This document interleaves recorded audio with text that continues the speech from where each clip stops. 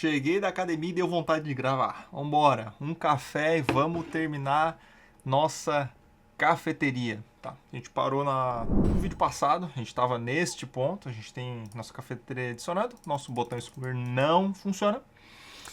E agora a gente vai ver, vamos testar um modelinho mais diferente. Vamos fazer mais devagar, fazer funções por funções, dar uma explicada mais intensa sobre. Mas o nosso objetivo principal é fazer o remover do carrinho nesse momento atual, tá?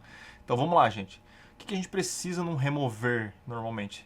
A gente vai trabalhar, que é uma coisa que eu vou até dar uma revisada no conteúdo, porque ela vai seguir a mesma ideia do list, do JS. Então a gente está trabalhando com listas no JS. O que a gente vai precisar aqui?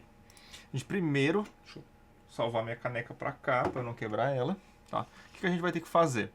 A gente vai ter que organizar, tá, a nossa lista. Então por quê?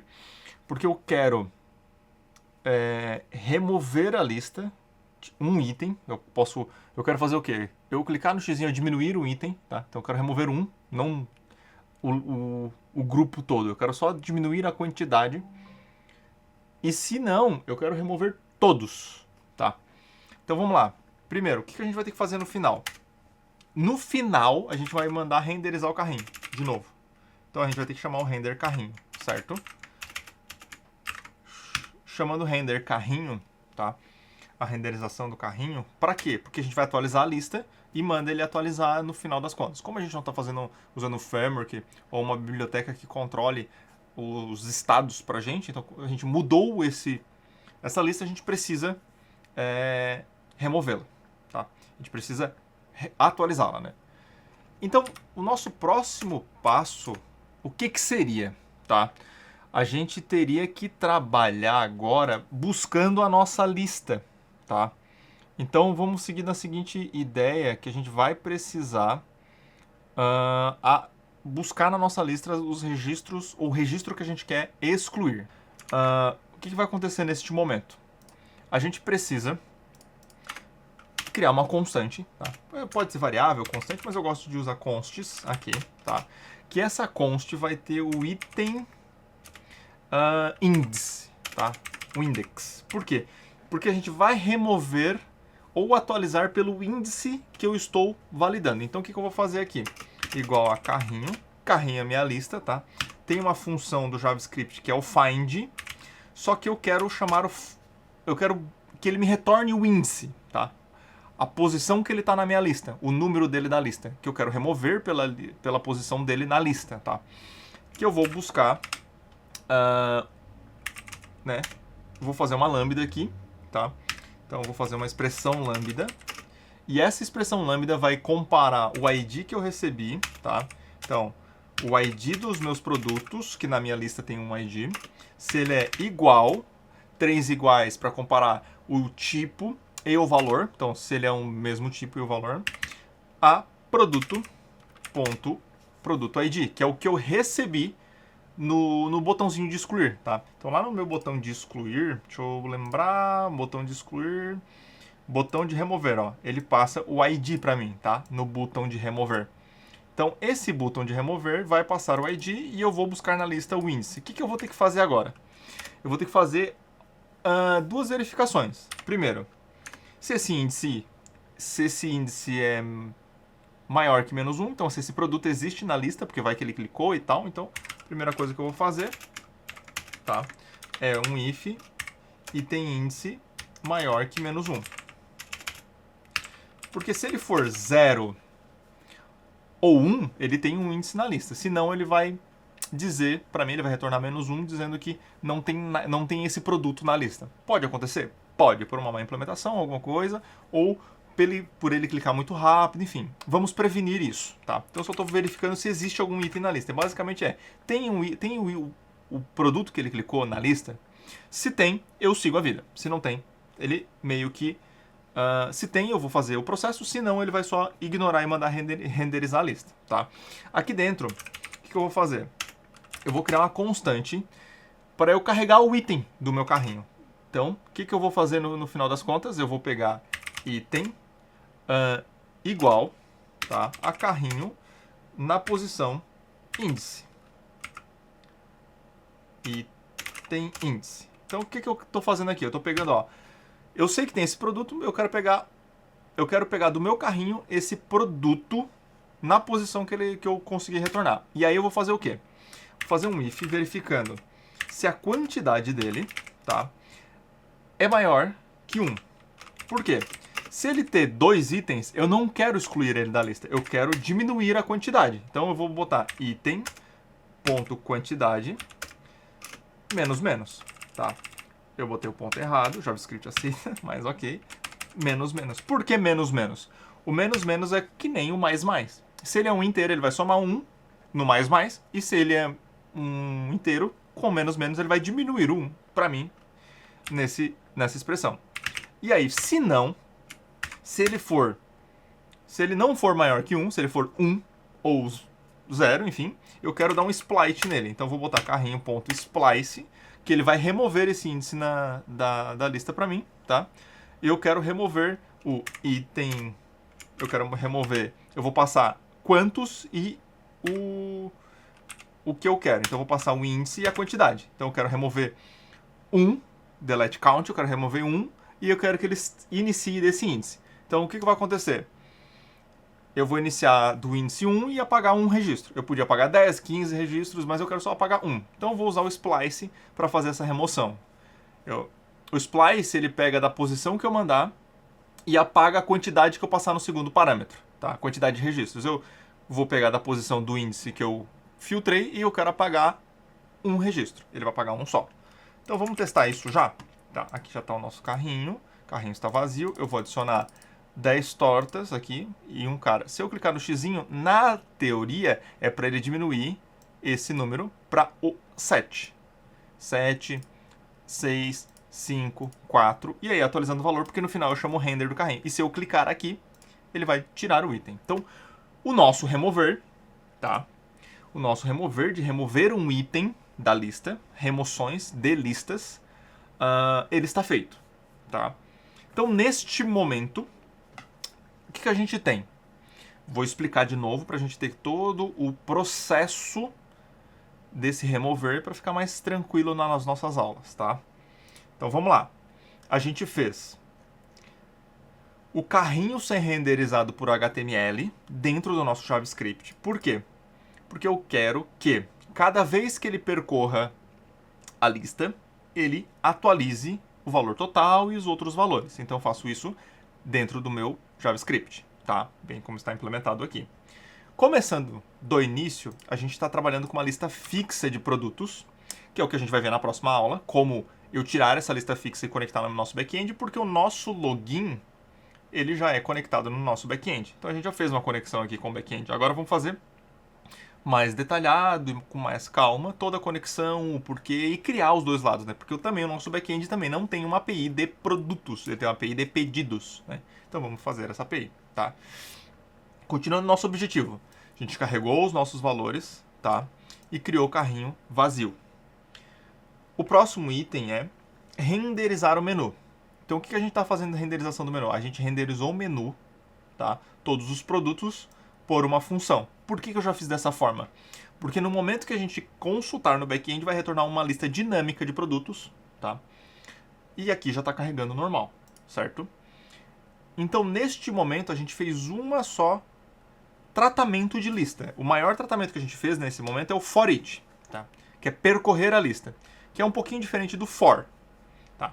O for ele é baseado para tu percorrer a lista com controles. Tu pode percorrer da lista do começo ao fim, do fim para o começo. Tu pode percorrer só um pouco a lista, alguns registros da lista. Tu pode dizer quantos registros da lista tu quer percorrer. Tu pode dizer da onde tu vai começar.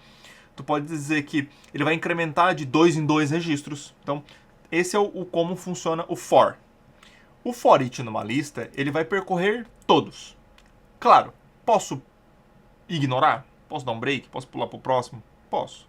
Mas a ideia aqui é sempre tu usar um for each para percorrer todos. Então tu vai fazer o quê? Ele está fazendo o quê aqui? Ele está percorrendo todos os produtos da lista. Então ele vai passar por todos esses caras, criando um novo card e colocando ele na ordem que ele está na tela. Tá. O que a gente poderia ter feito? A gente poderia ter ordenação aqui, então poderia ordenar esse produto por a lista de produtos por preço, ou já considerar ela ordenada no back-end. Neste momento, a gente vai receber a ordenação pelo back-end. Tá? Então a gente poderia ter na tela aqui um botãozinho, ordenar por maior valor, por menor valor, por categoria, filtros, tá? E aí a gente poderia fazer isso em tela. É uma boa prática? Não, não é uma boa prática. Até a lista fixa não é uma boa prática, mas a gente está fazendo um curso, né? A gente está estudando, então fica fixo até a gente conectar com o back-end. Eu, particularmente, quando estou implementando nos meus projetos produtivos, eu faço a lista fixa até o momento que eu vou conectar com a API, tá? Neste momento, não tem problema nenhum fazer a lista fixa. Mas aqui, como a gente está fazendo alguma coisa usada por tablet, o máximo que vai ter aqui, posteriormente, é uma coisa com categorias, que é basicamente, quando tu está no restaurante, tu seleciona bebidas, aí tem as bebidas, aí tu seleciona bolos, tem os bolos, sanduíches. Eu fui numa pastelaria assim, tá? Então a pastelaria tinha pastéis, aí tinha os de carne, não sei o que, várias listas. Bebidas, drinks, pastéis doces, sobremesas, entradas. Tu selecionava as categorias e tinha os produtos para tu ir adicionando no teu carrinho, tá? Vamos lá. Fizemos excluir, mais uma movimentação da lista, tá? Aí, logo após, a gente faz o render o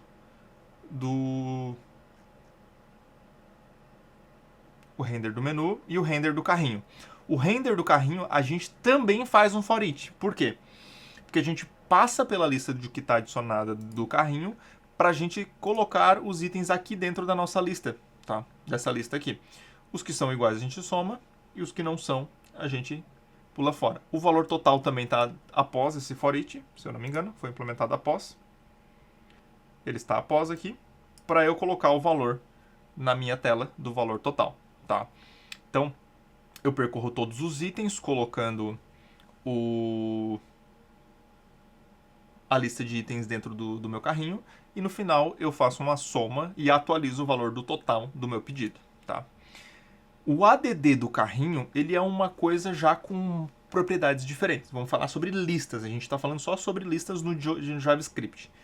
Porque eu acredito que vocês são iniciantes, e a lista no JavaScript eu passei muito rápido nos últimos conteúdos. Vamos falar só sobre listas, né? Tem o conteúdo de listas aqui, e aqui a gente está fazendo o quê? O primeiro item, os primeiros itens a gente está falando em buscar da lista, tá? Então eu posso dar um find da lista. É diferente do find index, que qual é a diferença dos dois? O find index eu busquei o índice. O find eu busquei o registro completo da minha lista, o objeto da minha lista. Não é uma orientação objeto, até porque a gente não tem classes, mas a referência é de um object, tá? Não tipado nesse momento. E esse objeto eu tenho como manipulá-lo. Então o que acontece? No produto para adicionar, tá? Eu busquei da minha listas de produto. Por quê? Eu quero adicionar o produto a edital. Eu não quero passar do meu botão de adicionar o produto completo, tá? Então eu peguei o produto da minha lista de produto pelo ID para eu saber que produto eu estou adicionando, certo? E eu verifiquei se esse produto tem no meu carrinho depois disso. Porque se ele existe no meu carrinho, eu não adiciono ele na lista. Eu só vou lá no meu produto existente e dou um mais, que é a mesma coisa do meu remover, que é o menos. O mais, ele vai adicionar uma quantidade. Mais um na quantidade. Então, se a quantidade era 2, ele foi para 3. Tá? Se ele não existe, então eu tenho que dar um push na lista. Então eu tenho que adicionar na lista. Diferente do splice, ou do splice, tá? Diferentemente do splice, ele faz o movimento contrário, né? Então eu estou colocando na lista. A lista recebe um objeto. O que eu fiz aqui? Eu passei a referência completa, o objeto completo, tá? Do meu produto. Então eu passei o meu produto e, ele está dizendo aqui tudo que eu passei, tá? Do meu produto, certo? ID, nome, preço, categoria e a imagem, passei completo, tá? Mais a quantidade para eu poder começar a contar esse produto, tá? Precisava passar o valor o completo? Não. Eu precisava do ID, do nome e do preço, que é o que eu apresento. Eu não precisava categoria e nem imagem. Eu poderia ter colocado várias propriedades, que ainda continuaria funcionando. Porque na tela eu só uso o nome e o valor, que vai chegar o valor completo. Só uso o nome e valor, tá? Nome, valor e quantidade.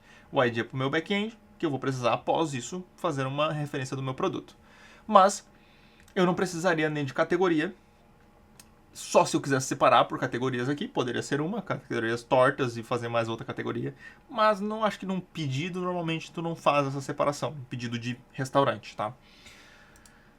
No final, agora todos eles eu dou um render no carrinho, para atualizar a lista, porque lembrando que a gente não tá algo que tem um leasing load ou que o próprio JavaScript entenda que eu mudei uma propriedade e atualize a minha informação no HTML, tá? No final das contas eu preciso mudar, renderizar a lista, deletar e criar o HTML lá, que eu faço isso no render carrinho, na renderização do carrinho, para ficar legal, tá? O que a gente adicionou hoje foi o delete, e aí a gente passou por as funções principais do que a gente vai precisar para listas no JavaScript, certo?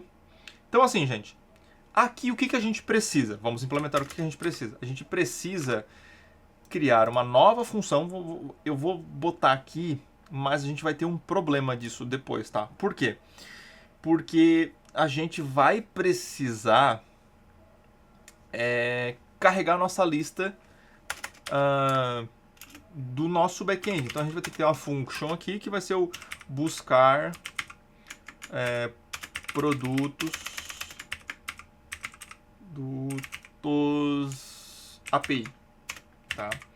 Que essa função vai receber nada, vai abrir e fechar, e eu vou chamá-la de dentro do meu